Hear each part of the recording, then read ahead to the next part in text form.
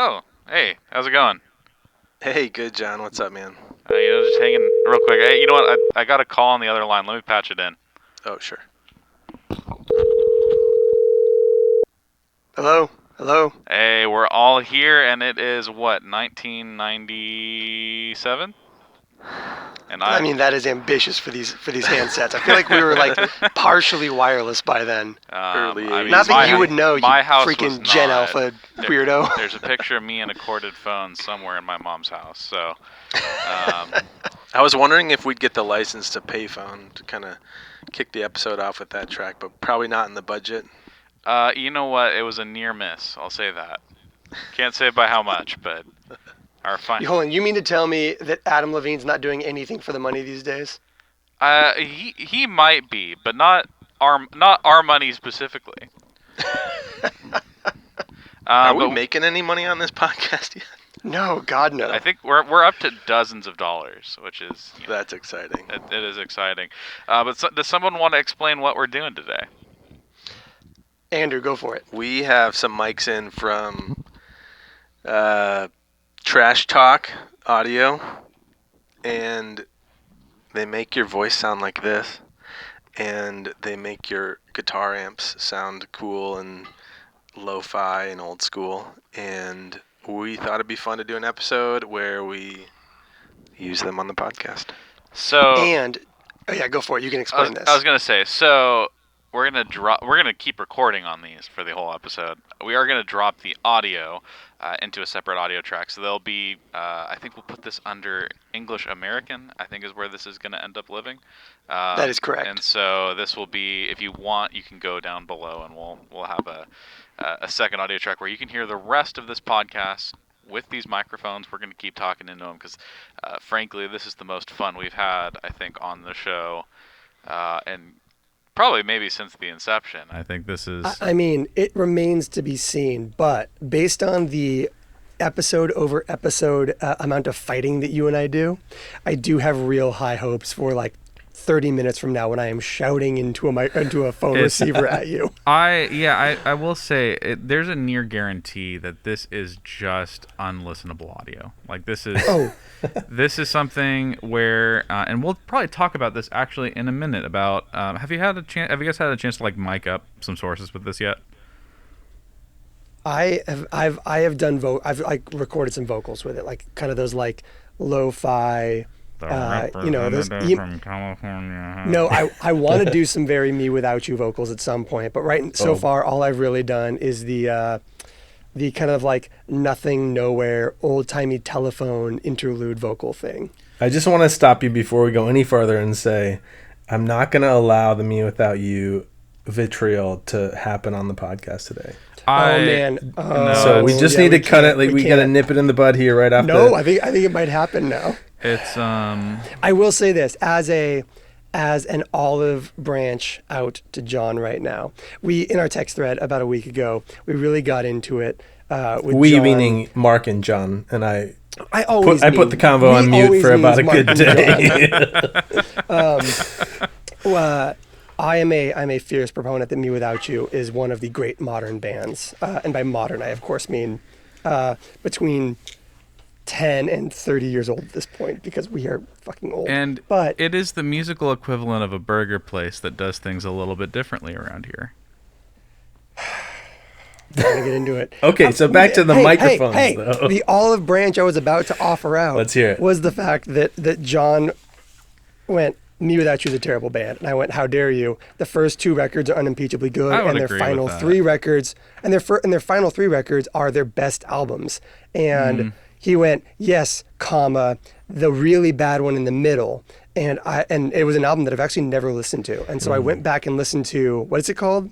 It's All Crazy, It's All False. Yeah, that's that. And I went into it ready to steelman my way through, being like, it's actually quite good, but it really is it's a rough listen. It is, you know, when people are like, oh, this is what people who hate blank thinks Blake sounds like that kind of like classic trope. Yep. That really is a distillation of anything people hate about Me Without You, that is what that record is. Well, and I think it's why. So I'm gonna sort of present the counter argument, and we're gonna move on because I can't mentally sustain the amount of comments I'm gonna receive after this.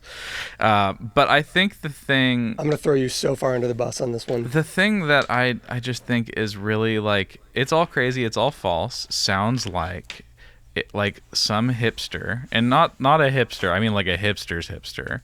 Heard the Lumineers, and I'm out of time on this one. I realize like I'm sort of redefining sort of our sort of universe's timeline here.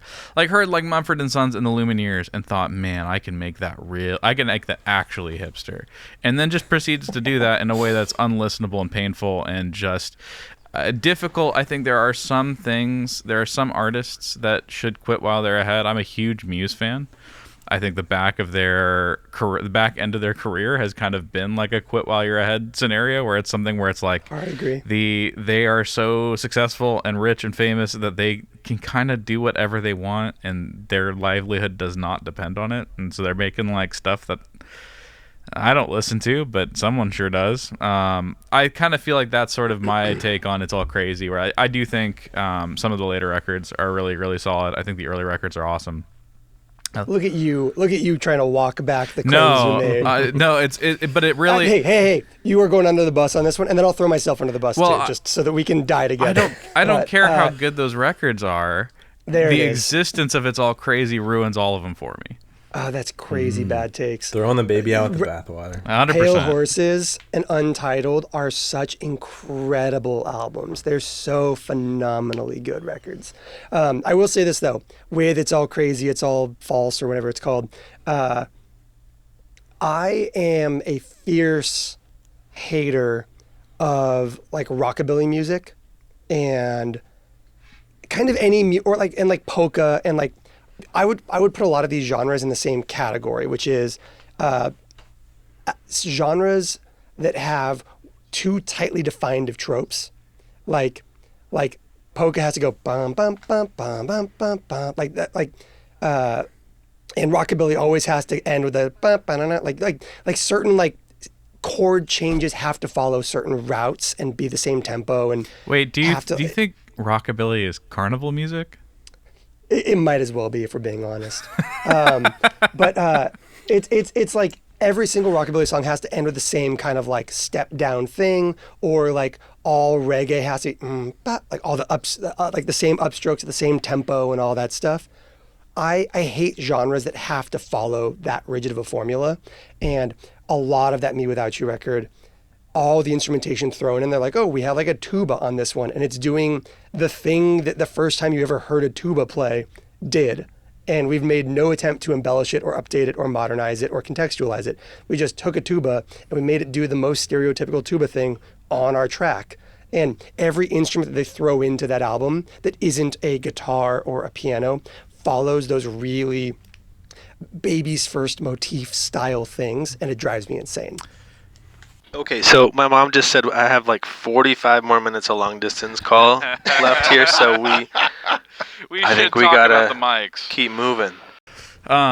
So I posted a reel a couple days ago I've been like on a quest for can mono drums, like a single source drum sound do it for me. Like that's kind of something that for me, like, has been the uncrackable challenge. And I think for a long time I got okay at doing like 9 mics in these very specific spots makes a drum sound. And I think I started realizing that if I like soloed out any particular drum, like any particular mic, they all sounded kind of like uniquely terrible, and it was only what the others were fixing that was making it sound great. And so I think I've been on this kind of journey of like, what does one mic on drums sound like, and trying to like use that as kind of a learning process. And I ran into some interesting things with this microphone. I thought it sounded really, really cool. It does, like, I mean, you can hear it on the voices if you're on that track still. You can hear it as we're talking. It's filtered, it's crushed in this really interesting way, but it also has this like interesting relationship with dynamics where it starts to it feels like it pulls out resonances of things in ways that I think are going to make me a much better drummer. I think it's going to iron out a lot of things in my performance that a different mic that is designed to be forgiving, might sort of gloss over. But what I think is really, really interesting about this is that it just has this way of kind of being sort of this spontaneous thing. There's no way to really, at least as far as I've used it, predict for exactly what it's going to do. Proximity matters, positioning seems to matter in a way that I didn't necessarily expect at first, which is kind of interesting. But it's kind of one of those things that I don't know that I would ever use as clearly we've got the clean backup for today's episode. I don't know if I'd ever use it in isolation, but it is the easiest thing to just set up, prop up in a corner, and have present for a take if you want a room crush for drums, or a far mic for guitars, or there's so many things where it's I've had this just on a loose lead in the studio. Anytime I'm using a mic, I just kind of throw it somewhere in the corner of the room and see if it picks up something interesting. And it's kind of one of those sort of always listening mics for me at this point, where it's inexpensive enough that you don't feel bad for not making it the featured player on a recording. It's kind of one of those things you can just kind of add to the studio. But I could probably just throw it anywhere in the room, crank the gain, and have it do something interesting for any source, and that's been kind of a blast. I've really been enjoying sort of that component of things. Well, the fun thing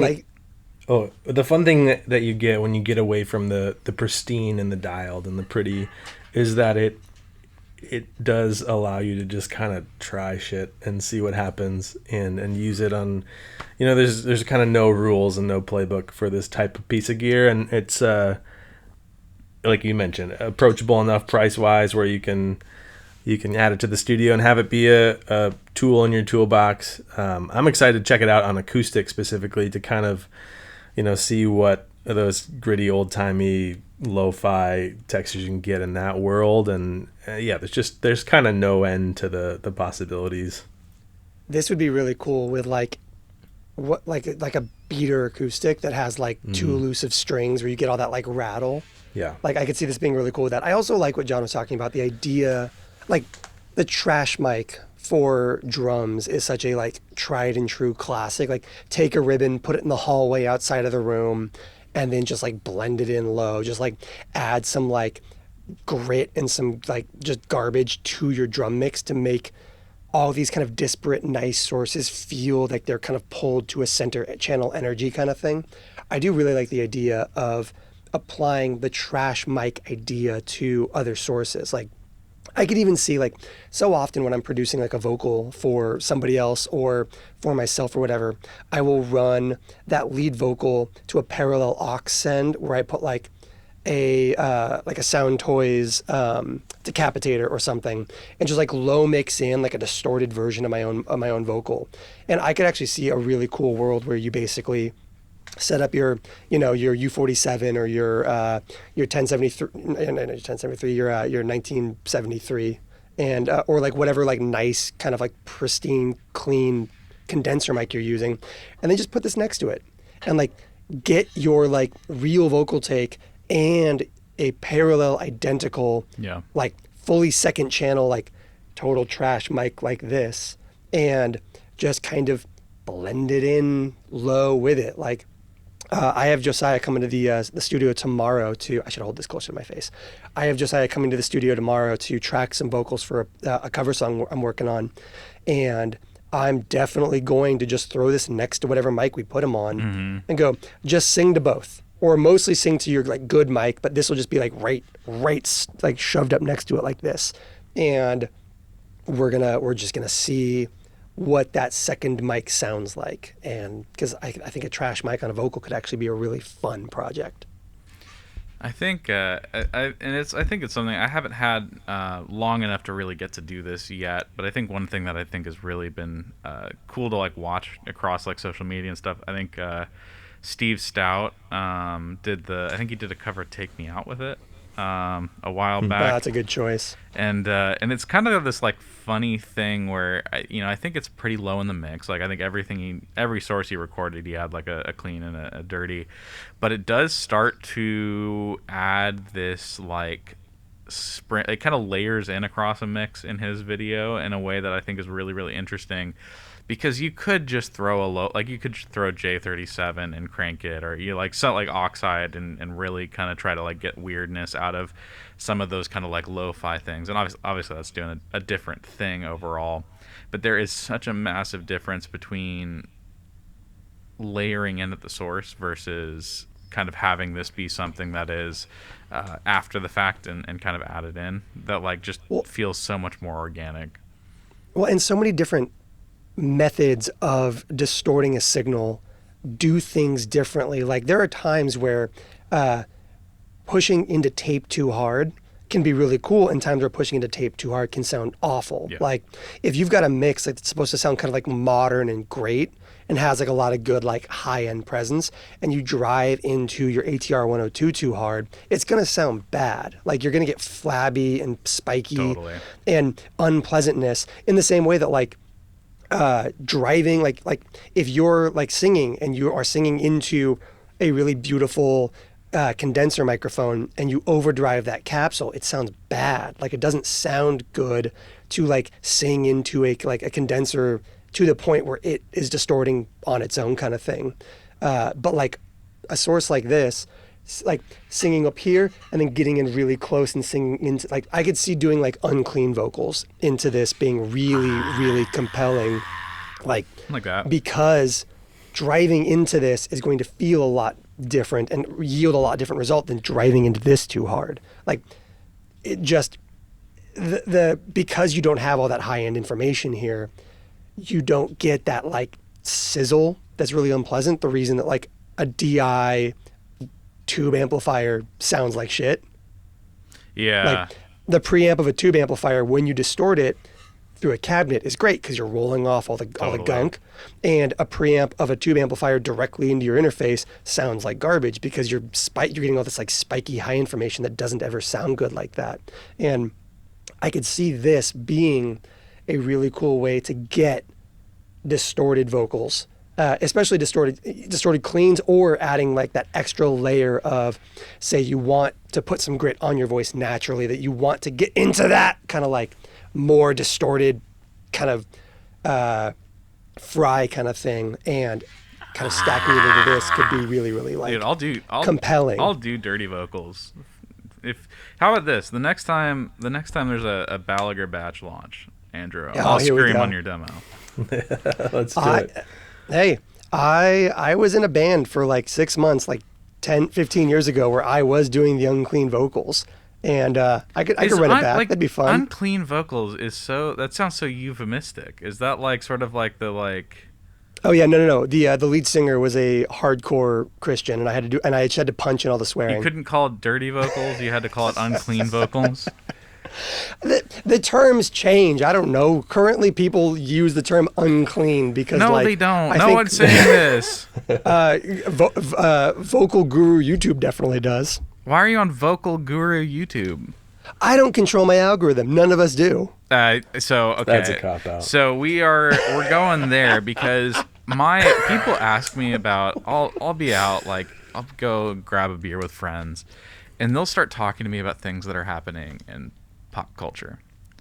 And I love those hangs because I get to learn about all the things I'm missing out on, because I have cultivated my algorithm to be purely the worst AI-generated music releases of all time, and the people who are trying to make careers doing this. And so, for me, like I could tell you what like Bo Daddy Harris is doing. I could tell you what some of these guys who are like, you can't quite tell if they know they're a meme, but you can definitely tell they do know they're a meme because they're monetizing it so well. Now I'm worried that just hearing you talk about it is going to infect my computer and my iPhone. Oh man! I could throw out some keywords so that if your iPhones are listening. Don't. So my entire feed. I know you can change your algorithm. Hold on. Hey Siri, play AI music. Is this a thing? There you go. Yeah. This is just to ruin everybody's day. I mean, so sorry, everybody. I own. Oh my God, it worked. Oh my God, I did that, and my phone started playing Ghost Main. I don't even know what that means. So I will say this: if you are worried that you have no agency, if your locus of control has left your body as it pertains to as your algorithmic training, trust me, I've ruined my algorithm. You can too. So that's all I'll say on that topic.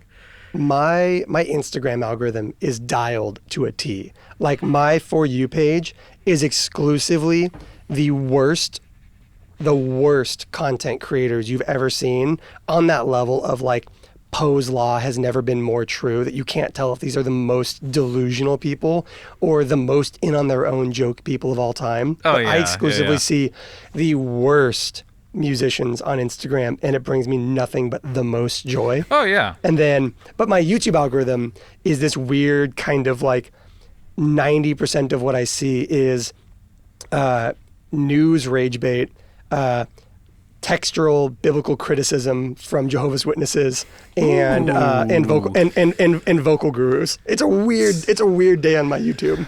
And this is gonna be one. Has anyone checked in? Like, I'm sure there's at least one listener who is up on Third Eagle of the Apocalypse. But dude, is he still doing stuff? Oh, he's back, baby. My God, I was following back. him like 20 years ago. Oh yeah, he's still Do I even alive. wanna know? Yes, you do. You need to go find his songs. So if you guys like I'm sure there's somebody listening who knows exactly what we're talking about. But that is sort of like the seed of my particular brand of cooked algorithm. Like, that's sort of the thing that I'm chasing. Third Eagle of the Apocalypse was pilled back when medicine had to come in spoons.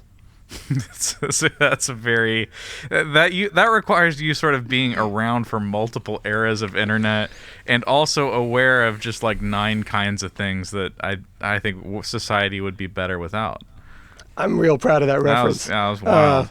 Thank you. That was off the dome right there. Third Eagle of the Apocalypse is he's like the progenitor of like conservative YouTube conspiracy theorist. He's been doing this since he's not even conservative, just fringe in every sense of the term. But he's also like a hardcore conservative Catholic. Is he?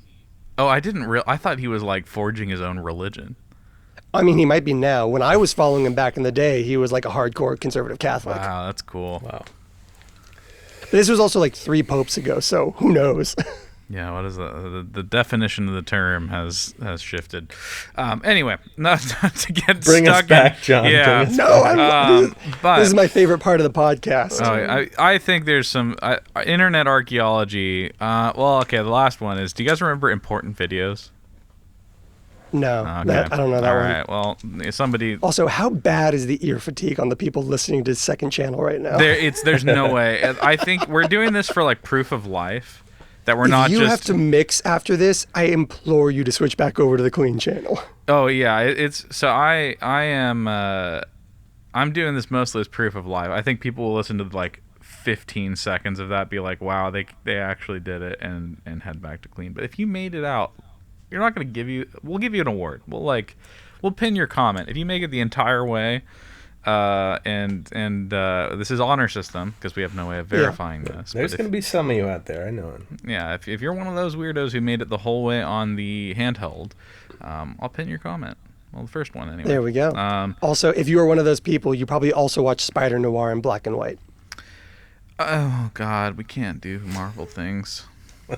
We can't talk about All Marvel. I know is that it exists. I haven't actually seen it. I don't know if it's good or not. We've already talked about Me Nicolas Without Cage, You. And I like Nicolas Cage.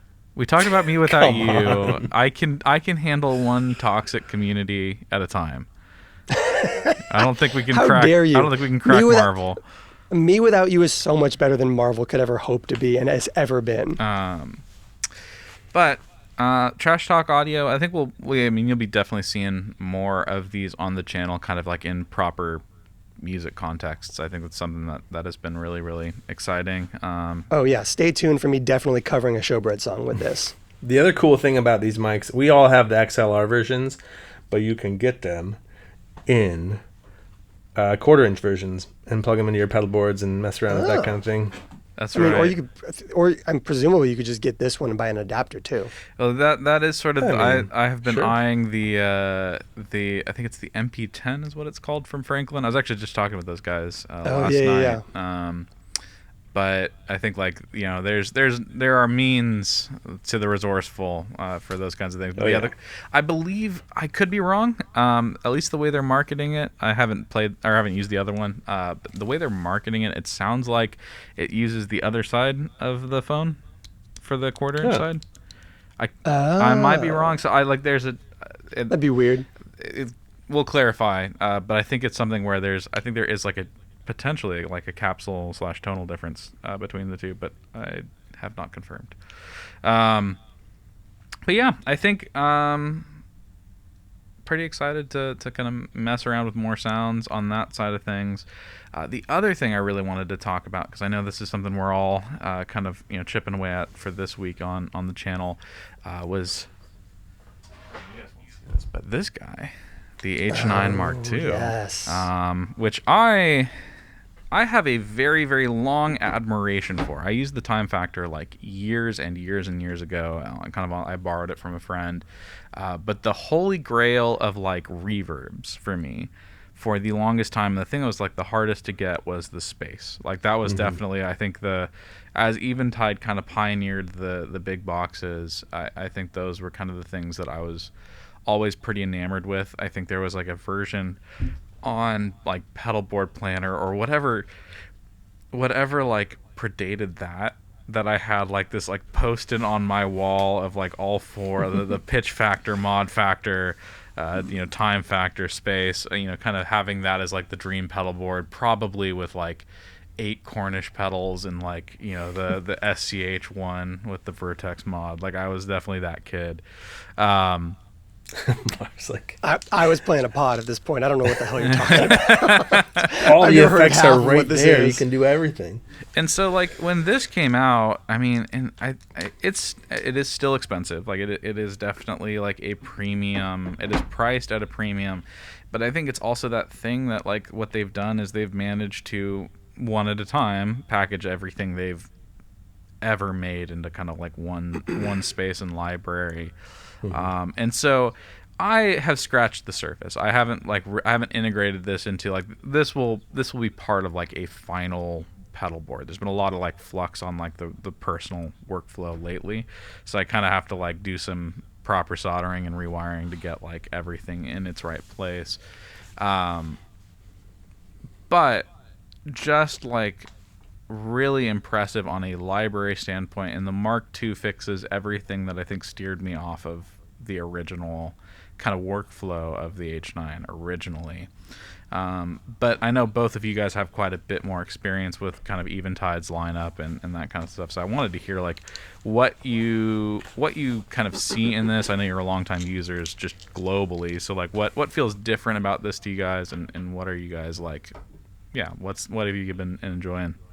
Well, Andrew can speak to more of that. He's more of a long-time Eventide user. My first Eventide product, I guess I had the Rose like 5-6 years ago, but I got the H90 earlier this year to do a piece on it for Guitar World, and because they had just released the granular update, and I was really impressed with that, but I also exclusively used it with the desktop editor. And then when it came time to use it in any other context, I built a live board for like a one-off thing I did. And I used the H90 for a delay and a chorus. And it sounded incredible. But at one point during the set, I pressed a button wrong and it went from like perform mode to somewhere else, and then the foot switches stopped being bypasses and started being like hot knobs or something, and I literally could not figure out how to get it to go back. And so I have found the H90 to be a particular level of a bit inscrutable, born mostly out of probably a lack of kind of like spending the time to really learn, press these 2 buttons to do this, press this button to cycle between these things, because there's just enough buttons and they're just enough all over the place that I found it pretty kind of stressful, especially in a live context. The H9, the new H9, which I'm not going to hold up because it's currently wired into a board. I find actually a lot more. I have yet to use it with the desktop editor. I have just been using it on board, and I have found it surprisingly easy to get around to. I think the decision to get rid of the second knob that the H90 has and instead have what used to be a bunch of little like colored marquee buttons across are now 4 buttons kind of in a square. And you can kind of use them to move between like the 4 modes very cleanly, and like the visual language is really smart on that. And then you can press the top 2 together or the bottom 2 together to get into tempo controls, basically preset based, global or MIDI in tempo clock. And then the top 2 to get into your kind of like menu systems. I just have found a lot more intuitive where I'm a lot less afraid of it. There's still a little bit of like marqueing through pages that still freaks me out a bit. And I think that if I was going to play one live, I would probably still force myself to set up a MIDI controller to control all of it so I don't have to interface directly with the pedal, and can instead use PC and CC Sends to kind of know that I'm hitting the right change, not hitting the wrong button in the wrong kind of like state at the moment. But the sounds in this thing are insane. They're so good. I mean, it's all the Eventide sounds. It's the black hole reverb and all these great reverbs and all these great, the new granular engines and all the great modulations. I think Eventide might have the best stereo chorus anybody makes right now. I think it's incredible. We should pin that because I have some thoughts on, like, I think modulation is like a subtopic. Okay, but for me, one of the big ones is the synth engines. Like, I for a long time have been a big synth guitar pedal person, and this thing tracks polyphonic and monophonic so well. And also, I mentioned that I've got Josiah coming in to do vocals for a project tomorrow, and I'm hoping it'll be out soon. We'll see. I'm doing a cover of Robin's Dancing on My Own because it's been stuck in my head for like a few months now. And part of why I kind of started off going like, it's just going to be like a weird alt-rock cover. And then I was like, oh, I'll just justify spending this time on this cover because I will use the H9 across all the tracks for it. And I was digging into the different engines, and I pulled up a monophonic kind of bass synth engine that it has, and it straight up is that like MIDI clocked that sounds so spot on, even with guitar, to the kind of like staccato bass synth rhythmic thing in the original Robin song. Totally. That I was like, oh, I'm starting from scratch now, and we're building the entire track around the fact that this thing does that so compellingly well. It's so cool. It's so much fun. The H9 has all the sounds, and I love it. I was impressed too because I think they must have added some like drive sounds too. And for a digital overdrive, sound, there's some pretty cool sounds in there that run from either just kind of traditional low gain, mid gain overdrive sounds, some that pair like some modulation while in flutter kind of elements or compression to give you that like lo-fi, tape saturation kind of thing in a cool way. But yeah, there's so many like modern classics and the reverbs and the delays and like some of the combined like ethereal ambient sounds. And the new granular stuff is really cool too. The granular stuff is crazy. Yeah. The whatever it is, the Angel, whatever, that kind of batch of them are so like everything I've always wanted in like ambient granular. Mm-hmm. But circling back really quickly, you mentioned like there's a bunch of drives in this thing, and I was surprised by how good they were. And then I kind of had to take a beat and go, why am I this surprised by this? I use the neural stuff all the time, and all of that is digital overdrives. Like, we still treat putting a digital overdrive in a guitar pedal like it's some like totally like iconoclastic thing that is like the wrong approach. And then it's like, dude, I spin up the John Mayer plugin like 3 times a week right now. I use the Quad Cortex all the time. These are all digital overdrives, just in a fully digital context. Whereas here, I'm using this digital overdrive and then sending it into an analog guitar amplifier, like a tube amp. So, of course, it's going to sound good. Like, as long as it's well done, which it's Eventide, it's all going to be well done. But I've been impressed with it. It's been really fun. I think so. That kind of bridges into, I think, sort of some of my musing about the modulation side of this, because I think like the delays are going to be good. The reverbs are awesome. Like I sort of had a blast sort of giving my best like daughter impersonation. Like the when I was getting into pedals, I was really like I mean I still think some of daughter's songs are some of they're all time, you know, for some of those early records and EPs, but their guitarist used a space and used it just like almost egregiously, and it was awesome for like, you know, 18-year-old John to be like, wow, that's some reverb, you know. But the thing that like just thinking back to when those factor pedals were like the most relevant and the most sought after, there was the mod factor was kind of the runt of the litter, it seemed like, in terms of everyone was like, the pitch factor is awesome, the time factor is awesome, the space is awesome, the mod factor,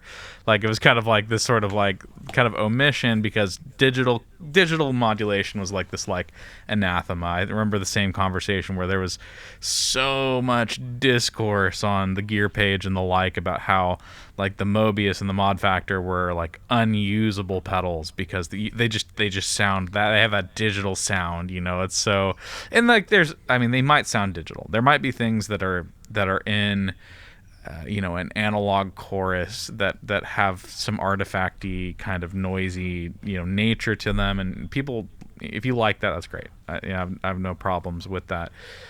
But there was this thing where I think many days my rig is pretty dialed. There are many times where I think, you know, it's hard to picture, I think, when you've settled into a workflow, things getting better. Like that is kind of something where I think that if you're listening to this podcast, you're probably into gear enough that you're probably settled into your workflow to a pretty significant extent. It would be my guess. And every change you've made to your rig in the last year, 2, 3, 4, 5 years has been a 2% improvement. It might be exciting, it might be inspiring, but like if we're being realistic about the changes we're making past like I think that initial round of discovery, every change we make is like a very incremental and usually creative change, not necessarily like a quality change. I think that's worth saying. All of that to say, when I plugged the H9 in and started dialing up like the chorus and the tri-chorus and like some of those sounds, it like felt like it opened up something on like the stereo side of things, where it didn't make things feel loose in stereo. It didn't make things feel like it was like I'm into like stereo enhancement. Like it didn't feel like artificial or pumped up in any way, but I was like, oh, this is the sound. Like this is, every time I've tried to make an 80s thing happen, every time I've tried to like do the sob rock, you know, strat on the neck setting, you know, into a chorus thing, I was like, oh, I've been missing this. Like there was something like different about the modulations, where I feel like the delays are awesome in like benchmark, the reverbs are awesome, but there's like many solutions for that. The modulation specifically in the H9, I thought, like, especially for stereo guitars and live, I was like, this is like kind of game changing. So that was my exact experience, was when I pulled up the H90 to use it for that live set. I was running in-ears, and I was like, oh, I just need chorus for like a couple sections. And then I like kicked it on like during rehearsal, and I was like, I'm not going to want to turn this off ever, because like you said, it takes this stereoized chorus thing and just blooms it out in this way that is really equal parts, like kind of like you said, like a good example of like the stereoizing thing being a bit too much would be SPL's Big, Totally. which is a great stereoizing plugin, but it hypes your high end out to the sides in this really exaggerated way, where you have to go into the like expert mode to make some changes to kind of tamp that back down a little bit, because you're going like, no, I just wanted it to be wider. I didn't necessarily want it to be like a stereoizing exciter or whatever. Yeah. And this felt exactly that. Like I didn't feel like I was getting this like, oh, we're also gonna like do this high shelf boost in the corners to like Totally. It just went, oh, what if it got really big and wide, but you didn't lose any of your low end, you didn't lose any of your focus, your tonal definition. Like sometimes chorus gets really mushy when it's wide and like kind of hollow sounding, and I was like, nope, I hear all the definition of my low mids. I hear all the clarity and bite and pick attack and all that stuff is still there. But now it just has this like beautiful width that also isn't like Haas effecty where like one side, like the middle channel falls out. Just fucking rules. It's so good. It's such a good chorus sound. Well, and the thing about Eventide is that they have like a 4-decade like history doing this stuff with the H90 or the H9000, the harmonizer that has, remained iconic. But when you talk about plugins and kind of relate some of those sounds or compare some of them to some of your plugins that you're using, they have been one of the few companies that for a long time now, to me at least 10 years probably, their effects sound like plugin caliber, and they've made some into plugins even too, to kind of have that flexibility. But there's just something about the high definition, the clarity, the articulation of it, the complexity of the sounds and the effects that very few other pedal companies have been able to kind of capture. Not to say that, there aren't great sounds from Strymon and great sounds from Maris and some of these other companies, but like there's this unique quality of Eventide sounds that feels very hi-fi and very like studio ready, plug-in ready, even in these units. Well, I think it goes after something different. Like the Eventide sounds, because it's all digital, it's all kind of being developed broadly for like the H9000 and then ported and adapted elsewhere and all that stuff, is you have this element where it is kind of very like studio minded, producer minded first. Right. Mm-hmm. Totally. Strymon goes guitar first. And so like when they are developing a chorus or a reverb or a delay, they're kind of developing it for the tube amp, for the guitar voicing, not for, you might want chorus on a vocal, you might want to put chorus on this Juno, those kinds of things. And also, we've said this about Strymon, I've said this about Strymon a million times, which is like the Big Sky is the ultimate utility reverb. It's nothing bombastic, it's nothing giant, earth-shattering, send you out to the cosmos. It's just a damn good, like, album ready for guitars reverb that can be used on other sources because they're unimpeachably good. But like when I listen to Strymon stuff, I don't ever like. We just covered the MX, and I did a bunch of stuff on the granular for that, and there is nothing in that granular that feels like it takes you to space in the way that like the Microcosm or the the Eventide granular stuff does, where you have this kind of shimmer and sheen and angelic like revoicing of your like granular repeats. It feels very sits in the mix well, whereas these things will not sit in the mix well if you don't know how to like produce to them, because they can do so much. And so I feel like there's a focus on that kind of eyes wide open, oh my god, I can't believe it sounds like this in the Eventide stuff. Whereas like the Strymon stuff tends to go after more of a like, no, this will work. Like it's weird. It's weird to say that. Yeah, very curated, very like hard to get a bad sound out of a Strymon thing. Easy to get an exaggeratedly bad sound out of an Eventide thing, because it can get so out of hand, and you can pick any pitch intervals you want for the granular stuff. And you can have it so that it cascades upwards and feeds back and goes crazy. But if you know what you're doing, you have a million times more control over all of it. It like definitely trusts you as a user in a way that I think there's that actually kind of reminds me of that like sort of dimension of design. Reminds me a lot of like Alexander pedals, where I think there's a lot of times where if you're like heuristically used to like cranking, like I want to know what the extreme of like this knob is, and that's like I would say largely a mistake on most of Alexander's releases, because they kind of trust you as the user to use your brain. And so they're kind of like it's kind of like they've handed you like a loaded kind of sonic weapon of this thing about like, you be careful with it, but I'm not going to restrict any, like, you've got full license to completely overclock the sounds they've given you. Because, and that's, I think for a certain user, that's really, really awesome, because it for people who want either just raw craziness, it's there, and for people who like want to thoughtfully kind of like explore the fringe, it's there. I would say I tend to find myself more on the Strymon side of things, which is give me awesome sounds, and like if there's a way you can reduce my mental load in the process, I'm kind of happy to have it. And actually, that's actually a little bit of friction that I felt with the H9 in kind of like the first few hours I've spent with it. Is it definitely requires coming in with an idea. Like it's a little bit less exploratory, I think, in the way they've set up the interface. It's like definitely, but like if I'm constructing a set list, I mean, it's like if I come in with the idea of like I want a great tri-chorus, I want a really, really awesome, like I want to use the black hole reverb, I want to use some of these things. It's easy to get to those sounds, but it definitely, I think you have your best time with this pedal if you come in with a brief for the sound you're trying to create.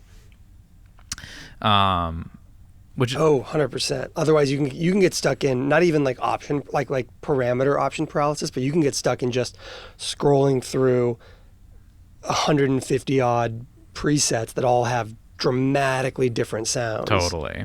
I guess technically 124, but whatever, or 128, but like, yeah. You know what I mean? Oh, totally.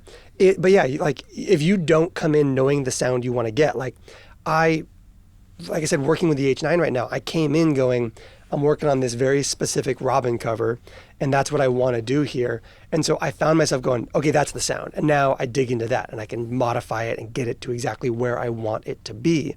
But yeah, it will definitely lead you into that. I've been sitting here changing presets for an hour and a half and have gotten no work done if you're not careful. I think it is aimed at experts, and it is something where I think like you don't need to be the biggest, like the nerdiest engineer to get your value out of it. But I think it's something where it's a great power, great responsibility release. That like, and I will say that there are devices that have bad sounds in them. Like you can get a bad sound from the H9. Like it is possible if you want to just ruin your day.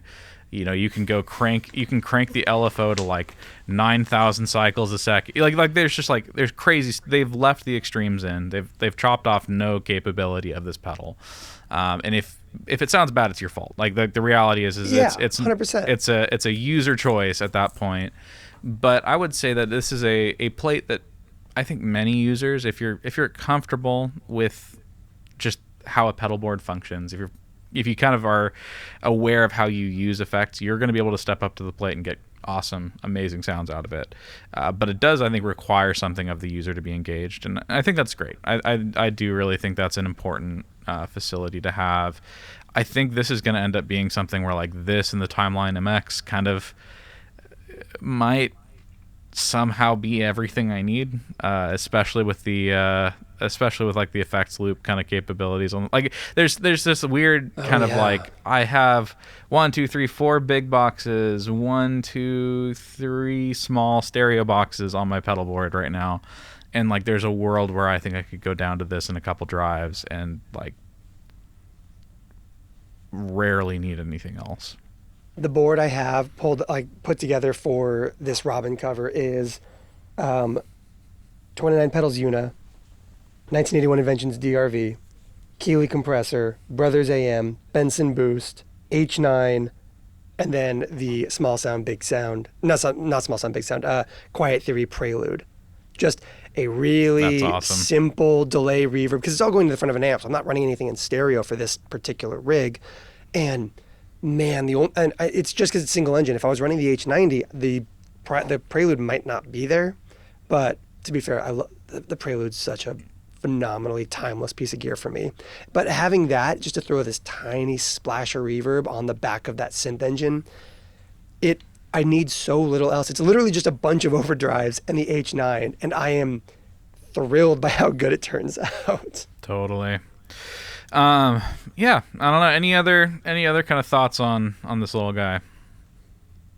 I agree with all the statements about it being yours to screw up, basically. I've kind of joked and not joked for years that guitar players are cavemen. I'm sorry, cave person. Like we're just foundationally not that smart of a group of musicians. And I say that joke kind of half joking, but also as a guitar player, because we tend to be handed things on rails. Mm-hmm. Like you plug guitar into pedal into pedal, pedal into pedal, pedal into amplifier.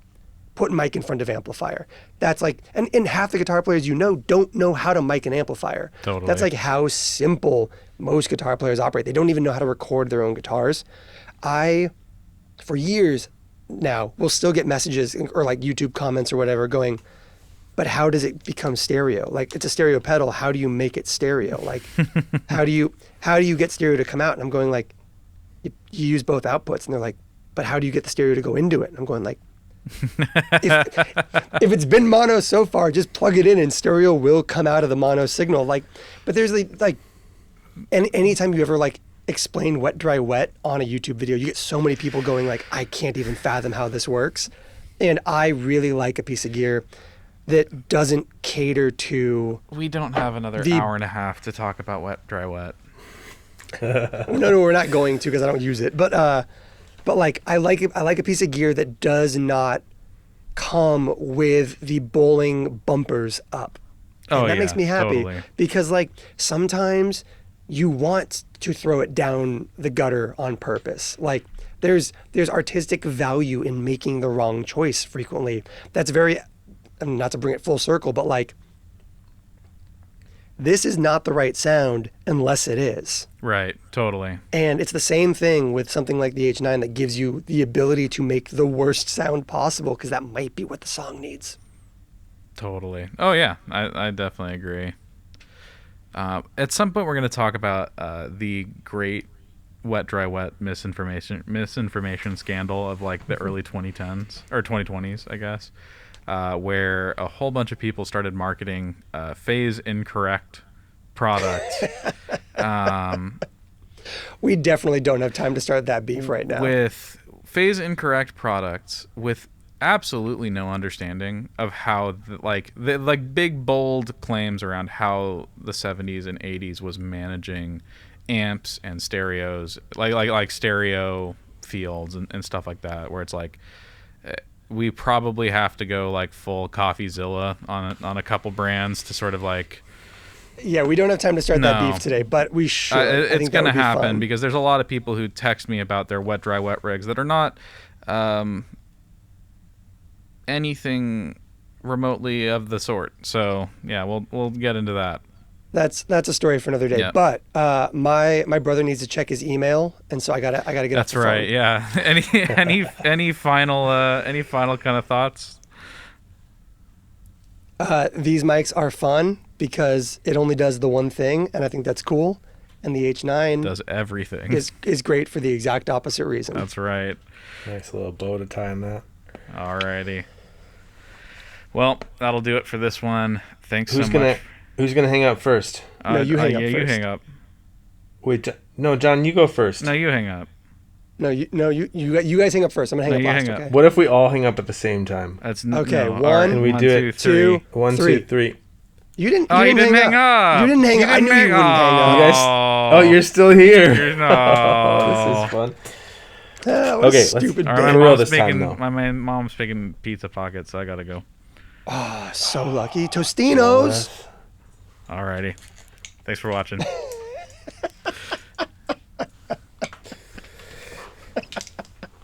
That's fun.